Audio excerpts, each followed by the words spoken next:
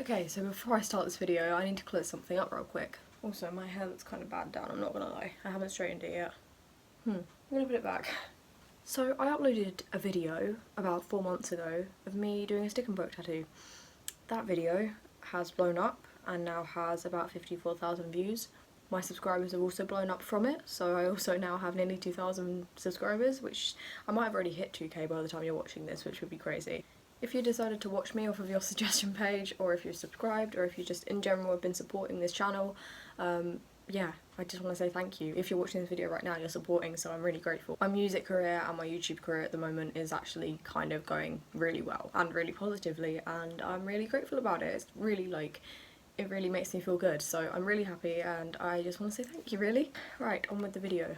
Hello guys, welcome back to my channel. So today I'm going to be doing a video on spirituality and my personal spiritual beliefs and journey right now. If you follow me on Instagram, which if you don't, Biddle Music, go follow. I've been talking recently about getting into spiritual stuff. You guys have probably seen a bit of a develop in my style and the type of jewellery I wear, and yeah, just a few different things. I've been posting like quite a little bit about what I'm learning and what I'm doing. Since doing that, a lot of people have been extremely interested in like what I'm getting up to with that kind of thing, so I decided that maybe a video would be a good way forward and I could just kind of explain it all in a quick video so that you guys know what I'm doing and maybe you'll be interested in it too. So I'm going to go through some of the things I've been doing. So I first of all have been chanting, which is a Buddhist chant. It's Nam Myoho Renge Kyo. I'll write it here, and then yet again this chair is just going to be my way of writing stuff. You guys can go search it if you're interested, obviously, and search more into it. It is not like a prayer, it's just like a bring together with the world. I learnt Nam Myoho Renge Kyo from my cousin who is Buddhist. I wouldn't class myself as Buddhist as such, but I would say that I definitely believe in the religion, or whatever you want to call it. I definitely would say that if I was going to fall under a religion, it would probably be that one, but I am probably nowhere near close enough to be able to say I'm a Buddhist. However, my cousin is a 100% in it Buddhist, and I think that is so freaking cool, and he's taught me a lot of different things, and I just think it's so cool. He actually had a Buddhist wedding, and everyone in the room came together and chanted Nam Myoho Renge Kyo, and the energy in that room, wow. I can't even begin to explain. So yeah, I really like Buddhism. I think that's really cool, and Nam Myoho Renge Kyo is just a way to come at peace with yourself and the world, or that's what I use it for. So yeah, search more into it if you're interested, but that is the chant I personally do for myself, and I know a lot of people who do spiritual stuff like to chant. That is the only thing I chant, and I think it's really cool. I've also been working with chakras. Chakras are wheels of energy that go through your body. You have 7 chakras. You have your crown chakra, your third eye chakra, which is like here, you have your throat chakra, you have your heart chakra, standing up, solar plexus chakra, sacral chakra, and then root chakra is like kind of just a little bit further down. Absolutely everyone has those 7 wheels of energy, and basically if you are into spiritual stuff then you might find out some more about them and you might work on them. And what usually happens with chakras is you might find maybe you have like digestive problems, which could mean that your solar plexus chakra is a bit out of whack and a bit blocked, or you could have too much energy in it, in which case it needs balancing out.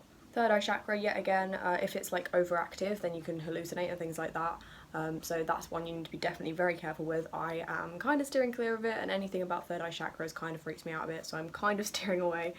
Throat chakra, your throat chakra is probably fairly balanced if you're a singer. That's what I find with my one as well.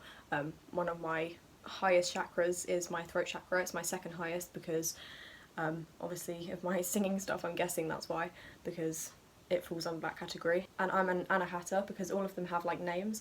I can't remember them all off by heart, but I'm an anahata because my heart chakra is my strongest. But yeah, if chakras are out of whack then it can give you emotional and physical imbalances. It's pretty cool really, because doing some exercises on them and things like that aren't, I mean you can open them, but personally I don't really choose to, I just choose to balance them out. But yeah, if you have physical and emotional symptoms that link up to chakras, then sometimes doing chakra exercises can balance them out a little bit.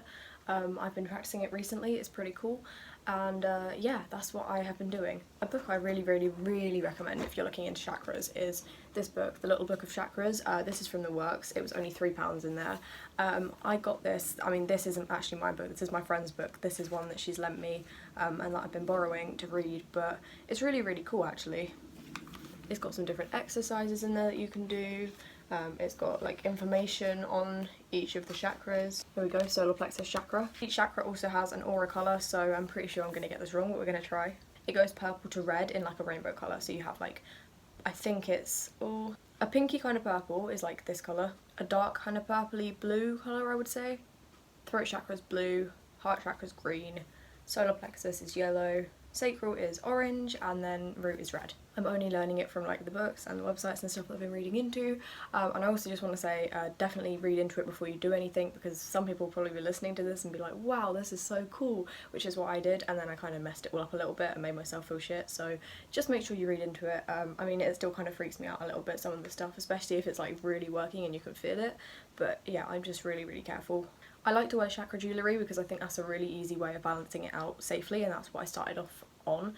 So I have this chakra essential oil bracelet. This has just got all of the different crystals for the 7 chakras, and then it's got these lava beads which you can put essential oil on, so I put essential oils on these in the morning and at night, and it's really good. I actually find a big difference through wearing it. A couple of other things I've bought recently that are chakra related is this little ring, which I absolutely love. A lot of these things I order off of eBay, I would say a majority of them, and then some of them are from stores in my town, and yeah, I'll go through it all. This one was from eBay though, and yeah, it's just a chakra ring. They're all really reasonably priced. I haven't spent like a massive fortune on any of these items, so I wear this pretty much every single day because I love it. I also got this, which is a chakra necklace. So it's just one of these like kind of pointy necklaces, which a lot of people wear who aren't spiritual as well. But yeah, and it's got the 7 chakras on it again. If the camera's readjusted, it's because I ran out of storage and had to clear some out. The last chakra thing I recently got is a pendulum. Now, some of you might have heard of these. There's been good stories out, bad stories out about them, and yeah, I didn't read any of the bad stories before I bought it, and it freaked me the fuck out. So a pendulum is a safe tool to use if used in the right circumstance and if used correctly. What I did was bought it, ordered it, got it, and then just went off on it, like did not even research what it could do.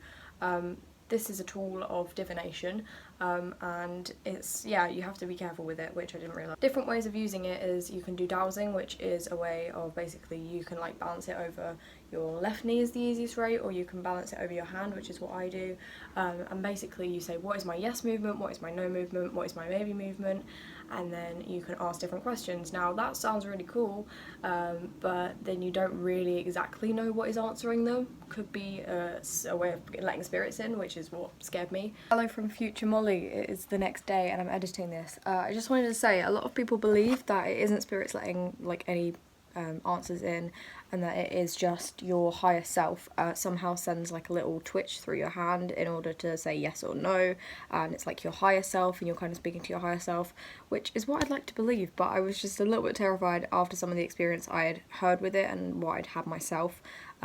Yeah, I just kind of felt like I was being watched after using it first of all and things like that, so it wasn't so much fun. But yeah, just be careful. It can be safe. Don't be like frightened off by it. Just do a lot of research. It can be safe as long as you just do it in the right way, and I'm still super careful. I don't just fling myself into it, which is good because you shouldn't.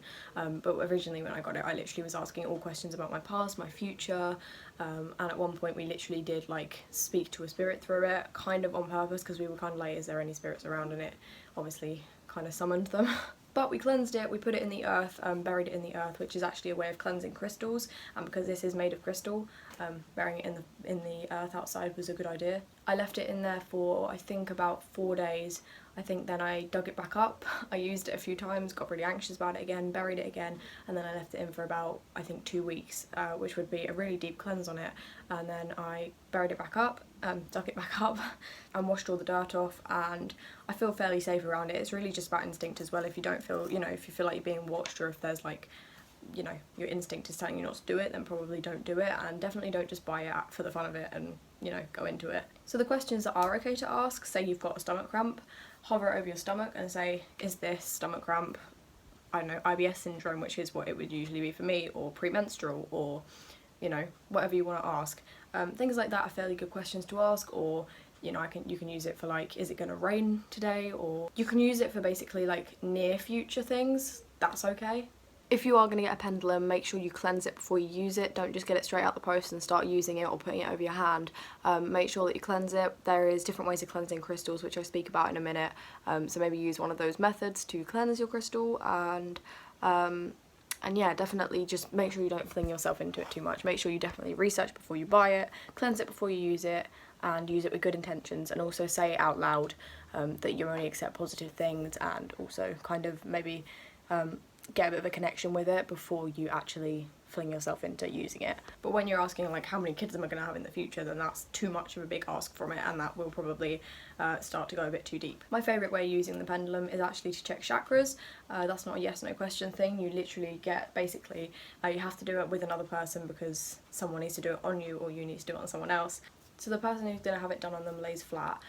Someone else dangles the pendulum over each of the chakras about 3 inches away from the different chakras. The person who is laying there and having it checked like focuses on the chakra that's being checked, and then if it goes in, well, you need to double check that this is correct, but for me, if it goes in like a round circle, just like a really simple round circle, that means it's balanced. If it goes in a really big circle, that means it's overactive, and if it doesn't really move much, or it's kind of like wobbling and moving side to side, that usually means it's blocked, and then you can kind of do some work on chakras. So yeah, probably dowsing over your different chakras is the best way to discover if they are blocked or not. A lot of people know about meditation. I've been doing a lot of meditation recently, but also meditating with like crystals and things like that, and incense. I've also been doing yoga, so yeah, those two things are pretty simple. I don't feel like I need to explain them really because they're simple. The other thing I've been doing a lot is working with crystals. That's actually like, I would say, the main thing I've been doing. I've been buying lots of different crystals, and with crystals you cleanse them. There's different ways of cleansing them. Some of the best ones I'll read out of this book I have. It's Crystals, Tips and Cures, Let the Energy of Crystals Transform Your Life. If you buy a singing bowl and put crystals in it, that's one way of cleansing them. So if you have a singing bowl, or if you can purchase one, I mean, I don't personally own one, but that's a really cool idea. I think you can sing around the crystals when they're in a singing bowl, or you can chant over them, which I do anyway because it all kind of brings everything together. So yeah, you can do that. Most crystals can simply be washed under running water with intent. Focus your mind on effective cleansing as you hold the crystal underwater for a few minutes. Holding a crystal under a fresh running stream is ideal. That's what I try and do. If I'm ever near like natural water, I always rinse them under it. Running tap water is just fine too. You definitely also need to check that crystals can get wet, because I have a couple that are not really meant to, so I don't rinse them. Sunlight is another really good way of cleansing them. Moonlight, which is my absolute favourite way of cleansing them. I have timers set for the full moons, there's one each month, and whenever there is a full moon I like to put my crystals out. Place crystals where it will be lit by the moon, especially a full or new moon. Incense. Now this is what I find the easiest way, because I have a shit ton of incense, so I keep incense with me at all time, like around my room, and basically if I want to cleanse them, I just light the incense and then I just like hover the crystal over the incense smoke for about 30 seconds-ish. That's another really good way of cleansing them effectively and quickly. Smudging, light a smudge stick that contains sage over the crystal. Breathing on your crystal has a cleansing effect. Breathe in deeply, then as you exhale, focus your mind on cleansing the crystal of any negativity. With the earth, bury your crystal in the earth when the moon is full, but burying any crystals in earth anyway is a really good way of cleansing them. So they're the different ways you can cleanse a crystal. When my crystals are cleansed, I usually like to meditate with them, which is just simple as like holding crystals in your hands while you do a meditation, or focusing your intention into crystals. I like to chant with crystals. I like to carry crystals for good luck. Each of them have different meanings, so I have all the meanings on my phone, and off by heart I'm learning them. I sleep with crystals under my pillow to give me good energy and recharge me whilst I'm asleep. There's lots of different ways you can use them, but they're just some of my personal favourites. If you would like a more in-depth video on crystals or on chakras or whatever, then let me know down below. Like, comment what you would like a more in-depth video on, and I will do like a more, I don't know, a more explaining one. Crystals is probably the one I'd like to do the most, so let me know if you want to see that. Anyway guys, thank you so much for watching. If you are into any of this stuff, let me know down below, and if you have any tips, then let me know. Thank you guys so much for watching, and I'll see you all next time. Mwah! Goodbye!